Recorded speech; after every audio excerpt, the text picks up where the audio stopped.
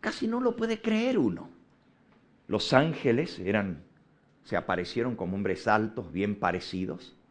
Los hombres de Sodoma lo vieron y fue adrede que los ángeles insistieron con Lot en que se iban a quedar en la plaza para que los hombres de la ciudad los vieran, para que fuera el último testimonio que necesitaba Lot para creer en la palabra de Dios y obedecer y salir de la ciudad. Entonces ellos se demoraron adrede para que suficientes hombres de Sodoma los alcanzaran a ver. Y cuando fueron a la casa de Lot, dice que Lot los atendió, les dio comida, los hospedó en su casa. Pero cuando no habían terminado de comer todavía, vinieron todos los hombres de la ciudad. Versículo 4. Antes que se acostasen, rodearon la casa los hombres de la ciudad, los varones de Sodoma, todo el pueblo junto, desde el más joven hasta el más viejo, los varones masculinos de Sodoma. Y llamaron a Lot y le dijeron: ¿dónde están los varones que vinieron a ti esta noche? Sácalos para que los conozcamos. Y no era para decirles: hi, how are you? Sácalos para que los conozcamos. Entonces Lot salió a ellos, cerró la puerta tras sí y les dijo: os ruego, hermanos míos, que no hagáis tal maldad. Querían violar a los ángeles. El pueblo entero querían violarlos. Y aquí ahora yo tengo 2 hijas que no han conocido varón. Os las sacaré fuera y haced con ellas como bien os pareciere. Solamente que a estos varones no hagáis nada, pues que vinieron a la sombra de mi tejado. Ya Lot sabía que eran mensajeros de Dios por el mensaje que le habían dado. Posiblemente ya había reconocido que eran ángeles de Dios. Imagínense Lot tratando de defender a los ángeles contra el abuso que querían hacer los hombres de Sodoma. Desde el más joven hasta el más viejo estaban pervertidos. Porque todos los niños de esa ciudad habían sido violados. No había uno solo que no lo habían violado sexualmente. La ciudad de Sodoma estaba así de corrupta. Hasta los niños. De ahí dice, desde el más joven hasta el más viejo.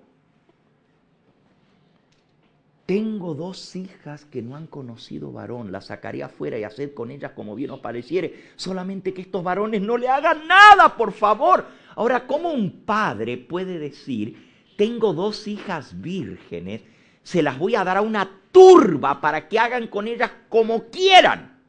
Parece increíble que un padre pueda ofrecer sus 2 hijas mujeres vírgenes que no han conocido varón para una turba sexual. O estaba loco Lot, o sabía que ninguno de ellos tenían interés en ninguna mujer. Porque no andaban buscando mujeres, andaban buscando hombres, porque eran todos pervertidos homosexuales. Hasta ahí había llegado Sodoma. Y ellos le dijeron: hazte a un lado, infeliz. ¿Qué te crees tú? ¿Habría de venir un extranjero entre nosotros y erigirse en juez? ¿Quién tú te crees que es? Tú eres mejor que nosotros. Te vamos a hacer a ti todo el mal que le íbamos a hacer a ellos. Quisieron coger a Lot y violarlo, la turba entera. Le estaban sacando las ropas, arrancándole las ropas. Le hacían gran violencia al varón Lot y se acercaron a romper la puerta. Entonces los varones, los ángeles, alargaron la mano y metieron a Lot en la casa con ellos y cerraron la puerta. Hermanos, Lot estaba protegiendo a los ángeles, pero los ángeles tuvieron que proteger a Lot, si no, lo destroza la turba. Ya le habían quitado la ropa, le estaban haciendo violencia, estaban tratando de violarlos a plena calle, frente a la casa de él. Y dice que los ángeles extendieron su mano e hirieron con ceguera desde el menor hasta el mayor. Todos los hombres de Sodoma quedaron ciegos simultáneamente por el poder de Dios. Ahora, ¿ustedes saben lo que es eso de golpe? Que todo el pueblo entero se quede ciego. Cualquiera diría, qué escarmiento. Si habrán ido con el rabo entre las patas de vuelta a su casa al ver que estaban ciegos. Pero hermanos, si la Biblia no dijera lo que dice, yo no lo creería. Dice, tanto o de manera que se fatigaban buscando la puerta a tientas. Ciegos, y todavía no había quien los desviara del propósito que traían, de violar a esos dos hombres. Es increíble, pero hasta ese grado había llegado la corrupción de esa gente. Y Lot vivía entre ellos.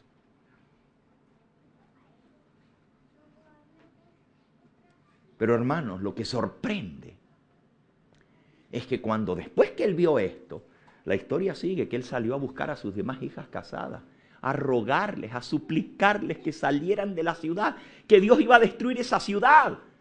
Y les contó lo que pasó esa noche. Y las hijas, dice la Biblia, que pensaron que estaba loco. Le dijeron, no es para tanto. Está bien que te haya pasado un evento así como este, pero tranquilo, tranquilo. Pero es que no entienden ustedes que Dios va a destruir esta ciudad, hijas. Tienen que salir ustedes, mis nietos. Salgan, por favor. Hoy es la última noche de esta ciudad. Está loco el viejo. Vete a tu casa, tómate una aspirina y duerme un poco, que se te pase el susto que te pasó esta noche. No pudo convencer a ninguna de sus hijas. Y se habían criado en la iglesia las hijas. Pero la ciudad las había dominado. Tenían el mismo pensamiento que los demás. Perdió a toda su familia.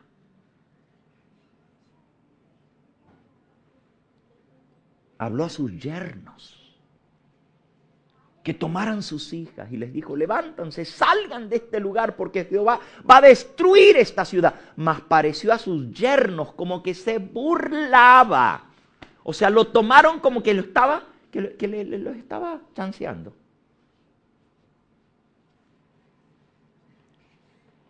Y al rayar el alba, toda la noche se pasó buscando a su familia, rogando con ellos. No durmió esa noche. Y volvió a la casa derrotado. Y al rayar el alba, dice, los varones asieron de su mano. Le dijeron, Lot, levántate, toma a tu mujer, tus dos hijas, que se hallan aquí para que no perezcáis en el castigo de esta ciudad. Y deteniéndose él, todavía la salida del sol se estaba deteniendo, no quería salir. Y los varones, los ángeles, tuvieron que agarrarlos de la mano, dice allí. Asieron de la mano a Lot, a su mujer y a sus dos hijas. Un ángel con dos y el otro ángel con dos. Y la sacaron de la ciudad. A la fuerza, literalmente. Y cuando los hubieron llevado fuera, versículo 17, dijeron, escapa por tu vida, no mires tras ti, no pares en toda la llanura, escapa al monte, no sea que perezca. Los ángeles le dieron la orden que tenía que ir a las montañas. Y lo que sigue es inverosímil. Es inverosímil lo que sigue. Como que Lot no aprendía su lección. Estaba tan embotada su mente que no podía entender. Y Lot les dijo, no, no, os ruego, señores míos, al monte no. He aquí ahora si he hallado vuestro siervo gracia en vuestros ojos y habéis engrandecido vuestra misericordia que habéis hecho conmigo, dándome la vida, mas yo no podré escapar al monte. No, a la montaña no. No sea que me alcance el mal y muera. He aquí ahora está esta ciudad cerca para huir allá. Quería ir a otra ciudad. No había aprendido su lección, que la ciudad se había tragado a toda su familia.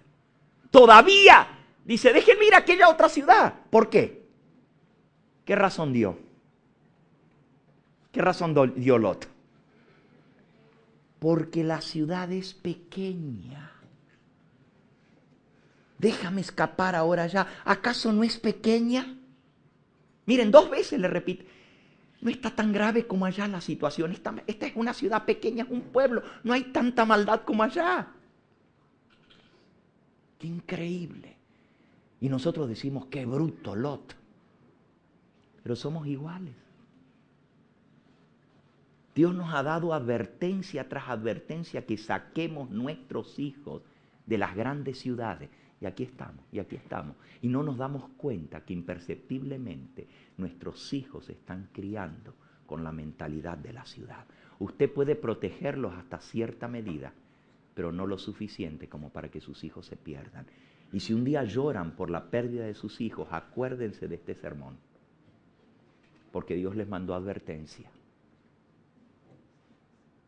Hemos recibido bastante instrucciones de parte de Dios de no criar a nuestros hijos pequeños dentro de las ciudades. Pero los yernos parecía que se burlaban. Y algunos quizás estén pensando, Pastor Gambetta se está burlando de nosotros. ¿Cómo nos va a decir que salgamos de Madrid? ¿A dónde vamos a ir? Si aquí está el trabajo, si aquí está nuestro modus vivendi, si aquí está todo lo que tenemos, ¿a dónde vamos a ir? Yo solamente puedo dar el mensaje, yo no puedo hacer que tú hagas. Y aun si el ángel de Dios bajara del cielo y te agarrara de la mano, posiblemente no te vas.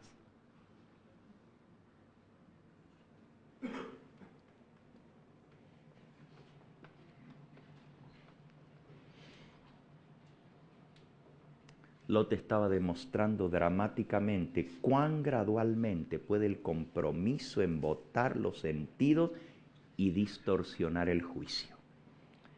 ¿Y cuántos en la iglesia actual desde hace mucho tiempo han estado poniendo sus tiendas en la dirección de Sodoma? Y no me refiero solo literalmente a vivir en las ciudades. ¿Cuántos han tomado el primer paso hacia un compromiso fácilmente justificado? Compromiso. ¿Cuántos cristianos adventistas se han sentido incómodos acerca de cosas que han visto, pero no han tenido el coraje, el valor de levantar la voz para amonestar? ¿Por qué? Porque era algo pequeño. Para no causar disensión, para no crear malestar, mejor me callo, lo dejo pasar. ¿Cuántos de nosotros estamos viendo cosas que están mal en el pueblo de Dios y nos callamos? ¿Y qué sucede? Aquellos cristianos que perdieron la sensibilidad empezaron a defender la corriente progresiva de rebajar las normas con el mismo argumento. ¿No es algo pequeño al fin? Eso es exactamente como trabaja Satanás. Mete la cuñita hasta que todo se acostumbra y no decimos nada porque es algo pequeño. Pero después que ya eso llega a ser la norma, entonces empuja un poquito más la cuña. Y otra vez el mismo argumento, pero es una pequeña desviación. Para no causar disensión, para no ofender, mejor nos callamos porque es algo tan pequeño. Y el diablo se ríe a carcajada. Dice, pues sí, es exactamente lo que yo quiero. Jamás él va a introducir un cambio grande. ¿No explica esto cómo la mundanalidad se ha deslizado dentro de la misma iglesia remanente? No fue de golpe, fue paulatinamente, pasito a pasito, poquito a poco, metiendo una cuña y ensanchando la brecha de poco a poco. Es como el diablo trabaja. ¿Cómo es que la abominación de la minifalda, por ejemplo, llegó a ser un espectáculo tan familiar en las iglesias adventistas del séptimo día los sábados por la mañana? ¿Ustedes se acuerdan cuando estaba de moda la minifalda? Claro, ahora ya pasó de moda. No se olviden, no se preocupen que va a volver, porque las modas vuelven. Miren, las modas de mis abuelos después volvieron entre los jóvenes y ahí estaban con su ropa a rayas y todo lo demás, como se usaban allá a principios del siglo pasado. Las modas dan la vuelta y vuelven, tienen una manera de recurrir. Y va a volver la minifalda, va a volver. Ahorita, ahora mismo, no está. Pero ¿cómo fue que la minifalda, cuando llegó a ser la moda, se metió en la iglesia adventista? Porque hermano, yo no sé, pero calculo que aquí en Madrid pasó lo mismo que en el resto del mundo. Que en la iglesia adventista los sábados por la mañana las muchachas venían con minifalda, ¿sí o no? ¿Se acuerdan algunos de ustedes de la época de la minifalda o ya se les olvidó? ¿No se acuerdan? No, parece que los que estaban aquí nadie vivía en Madrid en aquel entonces, ¿verdad? No estaban aquí. Llegó a ser un problema tan grande en la iglesia adventista en Estados Unidos que hasta mujeres mayores venían con falda a mitad del muslo a la iglesia adventista. Hermano, yo tuve un problema en una de mis iglesias en Los Ángeles, no en Los Ángeles, en Chicago.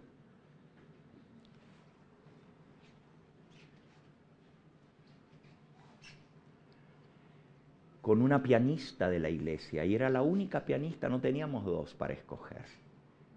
Y ella usaba su falda solamente arriba de la rodilla, no era mucho. Arriba de la rodilla, pero cuando se sentaba en el piano, ustedes saben lo que pasaba. Y un anciano tuvo el valor de hablar, hermanos. Y esta hermana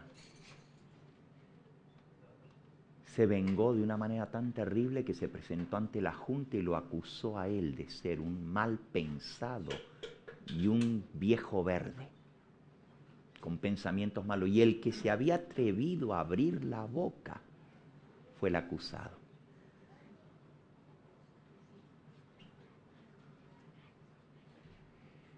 La junta tomó el voto porque la hermana argumentó que su vestido era decente y que su esposo le gustaba y que ella no iba a cambiar su vestido, si no querían se iba de la iglesia.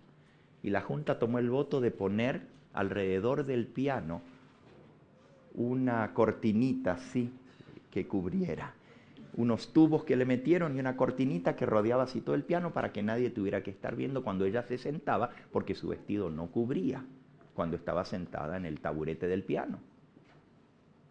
¿Saben en qué terminó esa hermana? Su esposo, que le gustaba esos vestidos, tuvo que verla en brazos de otro hombre. Llegó a la casa y la encontró con el vecino de al lado. A esa, la pianista de la iglesia, iba a decir el nombre de la iglesia, mejor no lo digo, pero era una iglesia en la cual yo pastoreé. Él vino y la encontró en su propia cama con el vecino. ¿Y sabe lo que le dijo el vecino? Tu mujer me provocó. Pero ella no era la provocadora. El mal pensado y el hombre sucio era el anciano que se atrevió a levantar la mano, la voz. Ese hogar se destruyó completamente porque el esposo no la perdonó. Y creo que hizo bien en no perdonarla porque ella ha tenido varios hombres, esa mujer.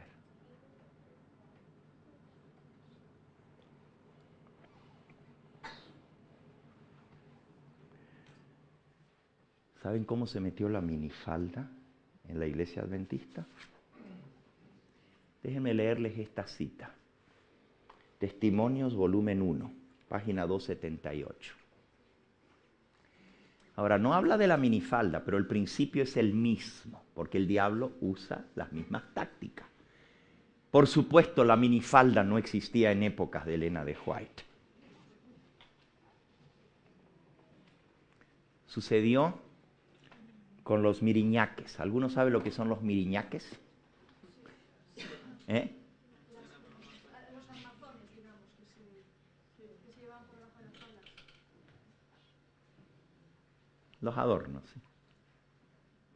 Por fuera. Yo pensaba que era el armazón que se llevaba por dentro del... Ok.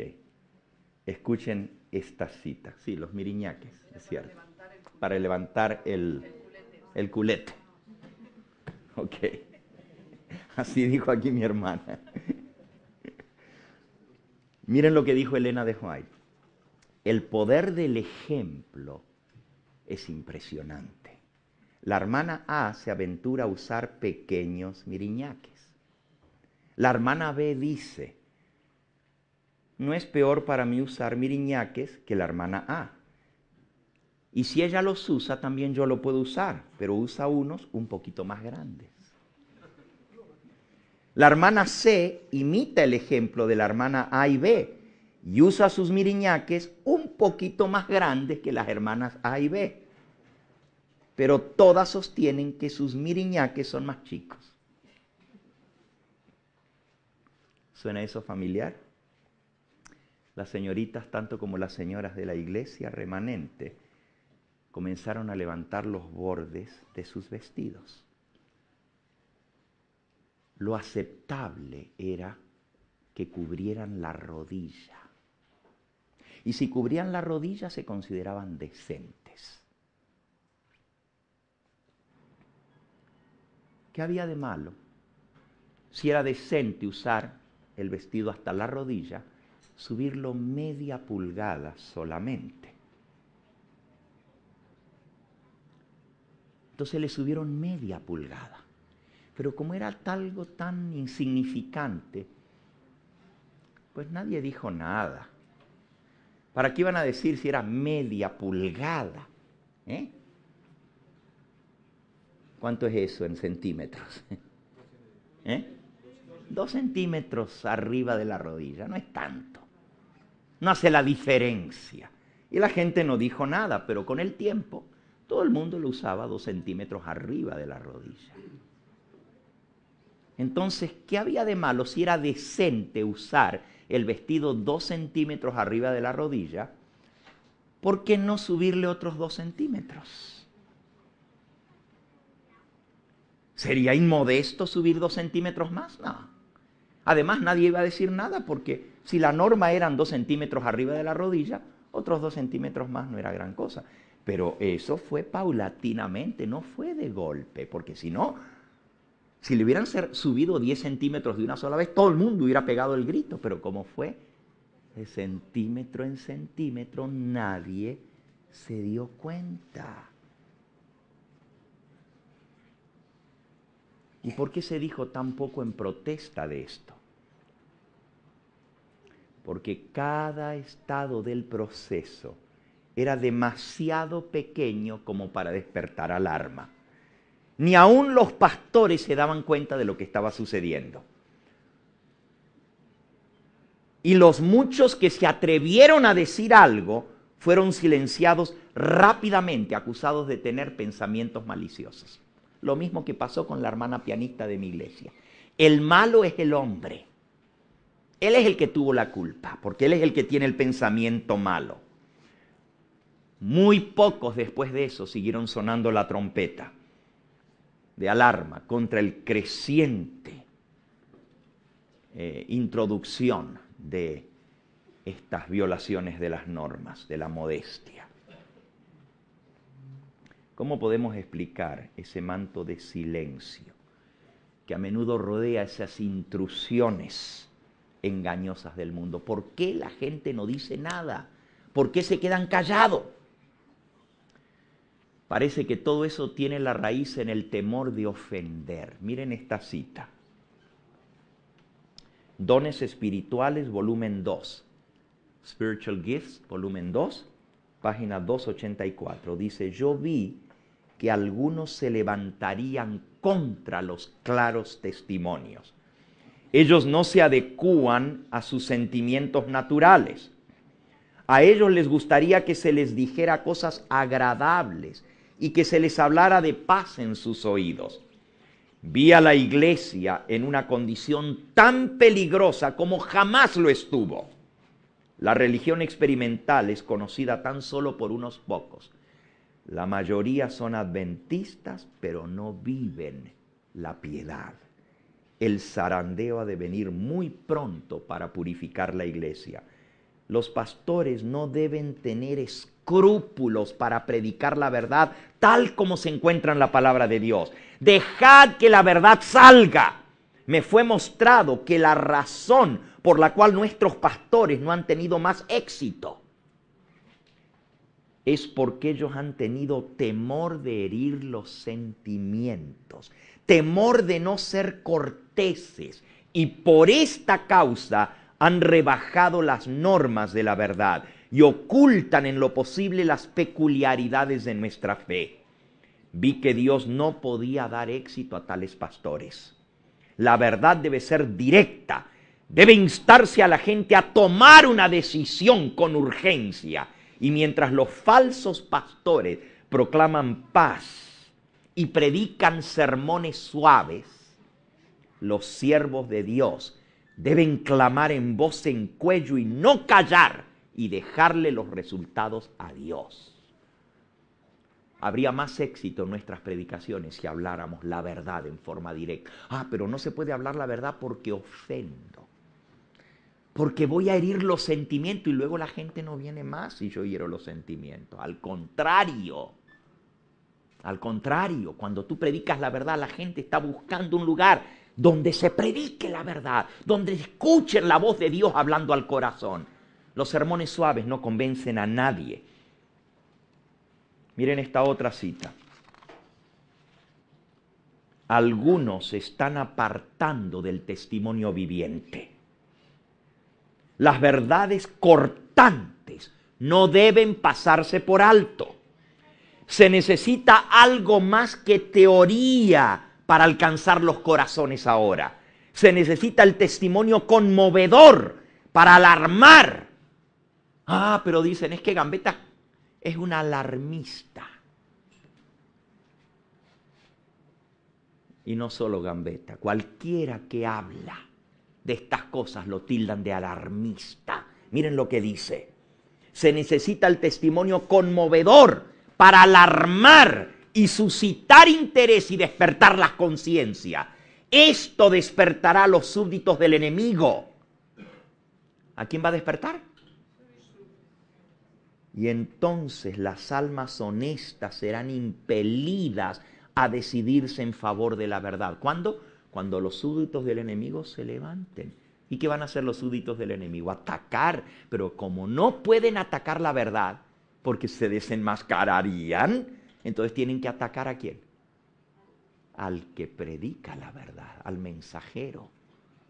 Pero las almas honestas serán impelidas a decidirse en favor de la verdad. Ha habido y todavía hay en algunos una disposición a esperar que todas las cosas se muevan muy suavemente. No ven la necesidad de predicar sermones directos denunciando el pecado. En la iglesia existen pecados que Dios aborrece, pero raramente se los reprende por temor a hacerse de enemigos. Se ha levantado en la iglesia la oposición al claro testimonio. Algunos no lo soportarán. Ellos desearían que se les hablara cosas suaves, sermones tranquilos. Y si se tocan los errores y pecados de los individuos, se quejan de que el sermón es muy fuerte y severo y simpatizan con los que están en el error. Cuando la iglesia se aparta de Dios, están rechazando el testimonio claro y directo. Se quejan de severidad y dureza. Esa es la triste evidencia del estado de tibieza de la iglesia remanente. Esa es la prueba de que estamos en un estado de tibieza. No queremos sermones fuertes. Y cualquiera que los predica es un fanático, es un alarmista. La gran necesidad de nuestra iglesia hoy en día es la de predicadores valientes que puedan hablar con intrepidez acerca de lo correcto y lo incorrecto. Para eso Dios levantó el ministerio, para eso puso el sacerdocio en Israel, para que reprendieran el pecado. El pastor que verdaderamente ama su rebaño y a Dios no vacilará en llamar al pecado por su nombre en todo sermón. Predicaciones directas que produzcan preocupación en las almas. Son más genuina demostración del verdadero amor que el sermones suaves para no ofender. Piensan que ellos son muy amantes porque no ofenden. Tales hombres llorarán mucho por sus ovejas y con sus ovejas pero no rehusarán dar el mensaje que puede sanar y restaurar, dice la mensajera del Señor. El que realmente ama a su rebaño va a llorar con sus ovejas y por sus ovejas, pero no va a dejar de darles el mensaje que el rebaño necesita. Miren, hasta un autor no adventista muy famoso, un teólogo alemán, Dietrich Bonhoeffer, en su libro Life Together, él hizo esta declaración, y yo no acostumbro a citar teólogos que no son de nuestra corriente, pero este teólogo hizo una declaración tan impresionante que tiene tanta verdad que la voy a repetir. Dice así: nada puede ser más cruel, nada puede ser más cruel que la ternura que confirma a otro en su pecado. Y nada puede ser más compasivo que la severa reprensión que llama al hermano para que se vuelva de la senda del pecado. Nada es más cruel que la ternura que confirma al otro en el pecado. Y nada es más compasivo que la severa reprensión que hace volver al alma de su mal camino. Ojalá que todos los ministros fuéramos así, que amáramos de verdad a Dios y a las almas y que no midiéramos las consecuencias. Dios se encarga de eso, el mensaje lo da Dios. Nosotros lo único que tenemos que hacer es repetir su verdad. ¿Saben? Hay un párrafo del libro Patriarcas y Profetas que a mí me hizo meditar mucho. No se aplica solo para los ministros, sino para todos los miembros de la iglesia, pero a mí me golpeó en forma muy particular y prácticamente ha marcado mi ministerio.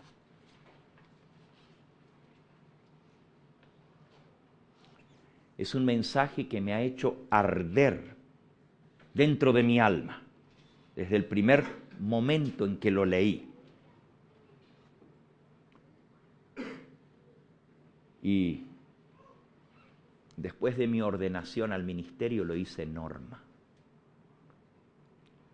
Se aplica igualmente a padres, a pastores y a todo individuo en responsabilidad. A mí me produjo un doble impacto porque era padre y era pastor.